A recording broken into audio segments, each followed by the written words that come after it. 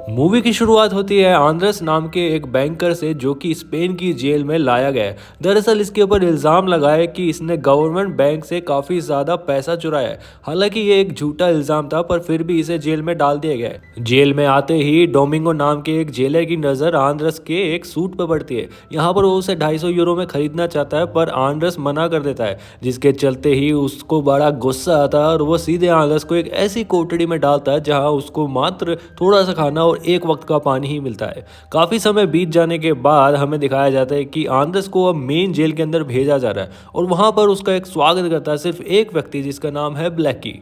यहाँ पर अंदर आते ही आंद्रेस को पता लगता है कि उसे अपना रूम पीनो और ब्लैकी के साथ शेयर करना है। पीनो यहाँ पर एक ऐसा व्यक्ति है जिसके पास बहुत सी किताबें और साथ ही साथ पहनने को नए नए कपड़े हैं, तो अलग अलग व्यक्ति आकर के इससे कुछ पैसे दे करके ये चीज़ें अपनी आपस में शेयर कर सकते हैं। अगले दिन हमें बताया जाता है कि आंद्रेस यहाँ से वेट कर रहा था अपनी गर्लफ्रेंड के आने का, पर यहाँ पर हमें बताया जाता है कि दरअसल आंद्रेस की गर्लफ्रेंड नहीं बल्कि उसकी गर्लफ्रेंड की बहन लूसिया आई है। और लूसिया कहती है कि उसकी बहन का ऐसा मानना है कि आंद्रेस ने ही ये चोरी करी है और वो इसे मुजरिम मानती है और अब के बाद वो इससे कभी नहीं मिलना चाहती है। इतना सुनने के बाद आंद्रेस पूरी तरीके से टूट जाता है और वो काफ़ी डिमोटिवेटेड रहता है। इसके बाद हमें दिखाया जाता है कि कुछ बंदे आकर के आंद्रेस के ऊपर हमला कर देते हैं। अब इसकी रिपोर्ट लिखाने जब वो वार्डन के पास जाता है तो वार्डन उससे 300 यूरो मांगता है और बोलता है कि यहाँ पर रिपोर्ट लिखने के भी पैसे लगते हैं भाई, ऐसे फ्री में कुछ नहीं होता। ये देखने के बाद आंद्रेस का दिमाग खराब हो जाता है। इसके बाद हमें दिखाया जाता है कि क्योंकि आंद्रेस के ऊपर हमला हुआ था तो उस हमले का इलाज के लिए वो मैनुअल से मिलता है। मैनुअल उसे बॉनी के पास मिला था। बॉनी दरअसल पेशे से एक डॉक्टर है और वो लोगों का इलाज कर देता है मुफ्त में। अब जाने से पहले डॉक्टर बॉनी आंद्रेस को एक पर्चा देता है जो कि पीआरए ग्रुप का था। पीआरए एक ऐसा ग्रुप है जो कि कैदियों को उनका हक दिलवाता है। यहाँ पर आंद्रेस मना कर देता है क्योंकि उसका मानना था कि वो कोई ग्रुप को ज्वाइन करेगा तो फालतू में दिक्कतें बढ़ जाएगी। अब यहाँ पर जैसे ही आंद्रेस अंदर आता है तो जेल में जोरों शोरों से नारे बजे थे। अब ये सभी कैदियों का मानना था कि ये अपनी सजा कम करवा लेंगे इस ग्रुप को ज्वाइन करके। पर दूसरी तरफ हमें दिखाया जाता है ब्लैकी और पीनो इस बात के ऊपर हंस रहे थे क्योंकि उनका मानना था कि गवर्नमेंट को इस चीज़ से कोई फर्क नहीं पड़ता है कि तुम्हारी सजा कम हो या नहीं। अब यहाँ पर डॉक्टर बॉनी आंद्रेस को कागज़ देता है ताकि वो इसके ऊपर प्रोटेस्ट के नारे लिख सके। अब यहाँ पर आंद्रेस पहले तो तैयार नहीं होता पर कुछ देर के बाद वो तैयार हो जाता है। और हाँ, यहाँ पर डॉक्टर बोलता है कि तुम अपने लेफ्ट हैंड से ये लिखना ताकि तुम्हारी राइटिंग को कोई पहचान ना सके। अब यहाँ पर आंद्रेस पर्चे पे लिखने लगता है ताकि प्रोटेस्ट पूरा हो सके। और तभी हमें बताया जाता है कि ब्लैकी भी अपनी स्टोरी बताता है कि किस प्रकार से वो जल्द से जल्द अपनी बीवी और बच्चों से मिलना चाहता है। अब ये देख करके आंद्रेस भी खुश हो गया क्योंकि उसे भी लगता है काफ़ी लोगों को निकलने की ज़रूरत है।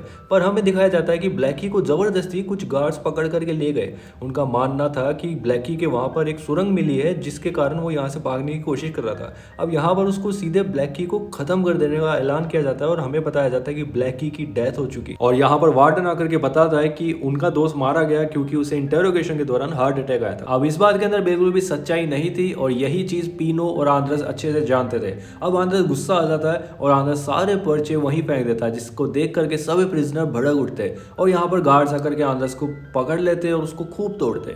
अब यहाँ पर कहानी में एक हफ्ता बीत जाता है और आंद्रेस को दिखाया जाता है। अब आंद्रेस के सामने आती है उसी की गर्लफ्रेंड की बहन लूसिया। अब लूसिया दरअसल आंद्रेस को पसंद करने लग गई थी और सेम आंद्रेस भी। अब यहाँ पर लूसिया एक पेपर की कटिंग दिखाती है कि किस प्रकार से बाहर के लोग भी प्रिजनर्स का सपोर्ट देने के लिए रेडी है और वो समझ रहे हैं कि किस तरीके की हरकतें जेल के अंदर प्रिजनर्स के साथ करी जा रही है और प्रोटेस्ट जो है बाहर भी फैल चुका है। और वहीं हमें दिखाया जाता है कि किस प्रकार से बाहर के लोग एक मुर्गी के ऊपर खत बांध करके अंदर भेजते जिस पर लिखा था कि उन सभी को रिहा कर दिया जाए। अब यहाँ पर हमें दिखाया जाता है कि पीनो जो कि मानता था कि इस तरीके के प्रोटेस्ट से कुछ नहीं होने वाला, दरअसल उसे भी विश्वास हो चुका था कि कुछ ना कुछ बात ज़रूर है और वो भी फाइनली डिसाइड कर लेता है कि इस प्रोटेस्ट के अंदर भाग ज़रूर लेगा। अब यहाँ पर प्रोटेस्ट जोरों शोरों से चल रहा था और पीनो जाकर के मिलता है एक कैदी से जिसका नाम है कैंपो और वो उसको अपने दोस्तों के समेत बाहर खदेड़ देता है। दरअसल कैंपो और कोई नहीं बल्कि वार्डन का एक सीक्रेट एजेंट था जो सारी खुफिया खबरें दिया करता था। इसके बाद हमें दिखाया जाता है कि सन बदल चुका है, 1977 आ चुका है और यहाँ पर आंद्रेस और पीनो एक नए कैदी से मिलते हैं जिसका नाम है मार्बेला। अब यहाँ पर हमें बताया जाता है कि पीनो मार्बेला को इस पार्टी में ज्वाइन कराना चाहता है, पर मार्बेला कहता है कि मेरी ज़िंदगी अच्छी भली कट रही है जेल में, मुझे कोई ज़रूरत नहीं है, क्योंकि उसे हर तरीके की ज़रूरत का सामान टाइम पे मिल जाता है। पर यहाँ पर पीनो एक अंगूठी रखता है मार्बेला के सामने और बोलता है कि क्या तुम्हें याद नहीं कि किस प्रकार से इन गार्ड्स ने तुम्हारे बेटे को बेरहमी से सल्टा दिया था। अब ये देखने के बाद मार्बेला काफ़ी मायूस हो जाता है और वो गुस्से में आकर के पीआरए पार्टी को ज्वाइन करने की ठान लेता है। वहीं दूसरी ओर बताया जाता है कि किस प्रकार से वार्डन और उसके गार्ड्स पीनो की सारी किताबों को तहस नहस कर चुके हैं। अगले दिन हमें दिखाया जाता है कि यहाँ पर जब फूड डिस्ट्रीब्यूट किया जा रहा था तब एक कैदी तड़पने लगता है। उसे देखने के लिए जैसे ही गार्ड अंदर जाता है तो वो कैदी उठ करके उस गार्ड की गन छीन लेता है। अब इसी चीज का फायदा उठा करके पीनो, बोनी और आंद्रस तीनों मिलकर के आंदोलन को और खींच देते और जेल के अंदर आग लगा देते। और इसके बाद हमें दिखाया जाता है कि ये सभी लोग मिलकर के छत के ऊपर चढ़ जाते। तभी यहाँ पर पुलिस वाले पहुंच करके उनके ऊपर रबर की बुलेट से फायर करते, पर ये फिर भी नहीं रुकते। वहीं बाहर की तरफ दिखाया जाता है कि पूरी प्रजा इन सब के साथ है और इस आंदोलन को और खींच रही। अब यहाँ पर जेल का वार्डन आता है और वो बोनी और आंद्रस को अपने रूम में बुलाता है। दरअसल उसका कहना था कि कैदियों को ये सब हरकतें रोकनी पड़ेगी और बदले में वो इन सब की सभी शर्तों को मानने के लिए तैयार है। अब ये फैसला जिस जज ने सुनाया था उसे दरअसल एक दूसरा कैदी पहचान लेता है, क्योंकि वो कैदी दूसरी जेल से आया था और वो कहता है कि ये कोई जज नहीं बल्कि ये दूसरी जेल का एक वार्डन है और इसके अलावा कुछ नहीं। अब जैसे ही उन सबको ये बात पता लगती है तो वो आंदोलन रोकने से मना कर देते हैं और बल्कि और भी ज़्यादा भड़क जाते हैं। अब इतना देखने के बाद सभी गुस्सा हो जाते हैं और वहाँ पर सभी के सभी कैदियों के ऊपर टूट पड़ते हैं सारे के सारे सैनिक। अब उनको इतना बुरा पीटते हैं कि उनको कहीं का नहीं छोड़ते और पीटते हुए अपने रूम तक लेकर के जाते हैं।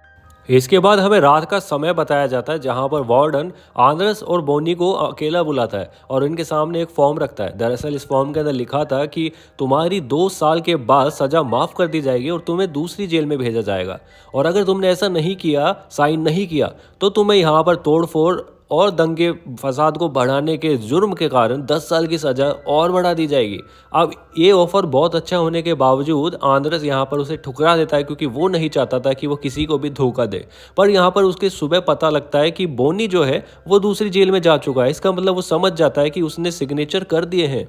अब इसके बाद हमें रात का समय बताया जाता है जहां पर पीनो और आंद्रस को यहां पर वार्डन के बंदे उठा लाते। दरअसल इन लोगों को भेजा जा रहा है एक बार्सिलोना की खतरनाक जेल में जहां पर इनकी खूब खातिरदारी करी जाएगी। अब दरअसल खातिरदारी नहीं, यहाँ पर उनको लगाया जाता है एक इंजेक्शन और साथ ही साथ उन्हें बहुत ज़्यादा टॉर्चर किया जाता है। अब इतना देखने के बाद वो एक दूसरे की हालत देखने लायक भी नहीं रह गए थे, पर वो दूसरी तरफ आंदोलन चलता रहा और इनकी तुड़ाई चलती रही। अब यहाँ पर हमें बताया जाता है कि इनके इलाज के लिए एक डॉक्टर को भेजा जाता है। अब दरअसल आंद्रस उस डॉक्टर को बोलता है कि यहाँ पर देखो किस तरीके की हरकतें हो रही है, क्या तुम किसी भी तरीके से ये बात बाहर पहुंचा सकते हो या हमारे को यहाँ से निकालने की मदद कर सकते हो। अब डॉक्टर को यहाँ पर तरस आ जाता है और वो कुछ ना कुछ अपनी तरफ से जुगाड़ ज़रूर बैठाता है और यहाँ पर वो इन दोनों को अपनी पुरानी जेल में वापस भेज देता है। अब इन दोनों को जेल में आता देख करके सभी लोग काफ़ी खुश हो गए और इनका धूमधाम से स्वागत किया गया और इनके आते ही आंदोलन में फिर से गति आ गई और आंदोलन बहुत तेज़ी से बढ़ने लगा। अब इस आंदोलन को देख के चर्चे फिर से बाहर फैलने लगे और तभी हमें दिखाया जाता है एंट्री होती है एक पॉलिटिशियन की। दरअसल ये सब यही चाहते थे कि कोई ना कोई पॉलिटिकल आदमी ज़रूर आए और इसी चीज़ का फ़ायदा उठा करके यहाँ पर आंद्रस जो है उस पॉलिटिशियन से बात करता है और यहाँ पर सबको बता देता है कि किस तरीके की हरकतें यहाँ पर वार्डन लोगों के साथ करता है और उसके बंदे किस तरीके से टॉर्चर यहाँ पर सभी को करते हैं। अब ये जानने के बाद पॉलिटिशियन तो बाहर चल जाता है और न्यूज़ में भी ये बात काफ़ी फैल जाती है। वहीं दूसरी तरफ हमें दिखाया जाता है एक व्यक्ति जिसका नाम है रूबी। रूबी एक नया कैदी है और वो गार्ड से बात कर रहा था, पर यहाँ पर दूसरी जगह में दिखाया जाता है आंद्रस और मार्बेला को और आंद्रस बता रहा था अपने आंदोलन के बारे में। पर अचानक से वहाँ रूबी अंदर एंट्री करता है और जा करके मार्बेला को सल्टा देता है। अब यहाँ पर देखने के बाद आंद्रस भी हिल जाता है कि ये क्या हुआ। दरअसल यहाँ पर रूबी को ऑफर दिया गया था कि अगर वो मार्बेला को सल्टा देगा तो उसकी सारी किताबें, उसका सारा सब कुछ, कपड़े वो यहाँ पर रख सकता है और यहाँ पर रूबी ने आंद्रस को कोई नुकसान नहीं पहुंचाया था। इसके बाद देश में इलेक्शन चलते हैं और इलेक्शन का रिजल्ट आता है। रिजल्ट बिल्कुल अपोजिट आता है, क्योंकि यहाँ पर दूसरी पार्टी सत्ता में आ जाती है और अब नई सरकार सामने आ जाती है। पर यहाँ पर हमें बताया जाता है कि नई सरकार ने भी यहाँ पर कैदियों की मांगे पूरी करने से साफ साफ मना कर दिया है और इस सब को खारिज कर दिया है। ये देखने के बाद सभी कैदियों का मन टूट जाता है और वो आंदोलन को वहीं रोक देते हैं। यहाँ पर आंद्रस को भी लगने लगा था कि वो अपना पूरा जीवन लगता है इसी जेल में बिता देगा। अब आंद्रस को यहाँ पर उदास देख करके पीनो बोलता है कि उसके पास एक और आइडिया है। अब दरअसल वो आंद्रस को लेकर के एक लिफ्ट के अंदर लेके जाता है और नीचे ले जा करके कहता है कि अगर हम यहाँ से सुरंग खोदेंगे तो 3 हफ्तों से पहले पहले हम यहाँ से निकल जाएंगे, और हमें सच में ऐसा 3 हफ्तों से पहले ही करना होगा, क्योंकि 3 हफ्तों के बाद यहाँ पर नया काम चालू हो जाएगा और ये सुरंग हमेशा के लिए बंद हो जाएगी, और उसी के साथ हम भी यहाँ हमेशा के लिए बंद हो जाएंगे। अब यहाँ पर आंद्रस ठान लेता है कि उसे 3 हफ्ते के अंदर जल्दी काम कर रहा है। और वहीं जब सवाल आता है कि बाहर कोई आवाज़ ना सुन ले, तो यहाँ पर सभी कैदियों को फुटबॉल खेलने के लिए पीनो बोल देता है, और उसी दौरान यहाँ पर खुदाई चल रही होती है। पर यहाँ पर ना जाने कहाँ से वही बंदा जिसने मार्बेला को मारा था, रूबी, अचानक से आ जाता है अपने एक साथी के साथ। अब यहाँ पर आंद्रस ना चाहते हुए भी इन दोनों को अपने साथ मिला लेता है और इन्हें भी यहाँ से बाहर निकलने के लिए अपॉर्चुनिटी रख देता है। अब ये लोग भी मान जाते हैं और चारों मिल करके यहाँ पर खुदाई बढ़ा देते हैं। वहीं हमें दिखाया जाता है कि एक वकील आता है जो कि आंद्रस का है, और वो बोलता है कि यहाँ पर अपनी फाइल को रीओपन करवा लो। पर यहाँ पर आंद्रस बोलता है कि मेरा अब सरकार से कोई लेना देना नहीं है, मुझे उन पर बिल्कुल भरोसा नहीं है, और वो अपनी चुपचाप से खुदाई जारी रखता है। कुछ समय खुदाई करने के बाद यहाँ पर हमें दिखाया जाता है कि आंद्रस और पीनो तैयार हो चुके हैं बाहर निकलने के लिए, और वो कुछ कपड़े भी रख लेते हैं, और यहाँ पर वो लोग फटाफट से भाग निकलते हैं और एक नाले के द्वारा निकल करके एक बस पकड़ के वहां से जल्दी से निकल लेते हैं।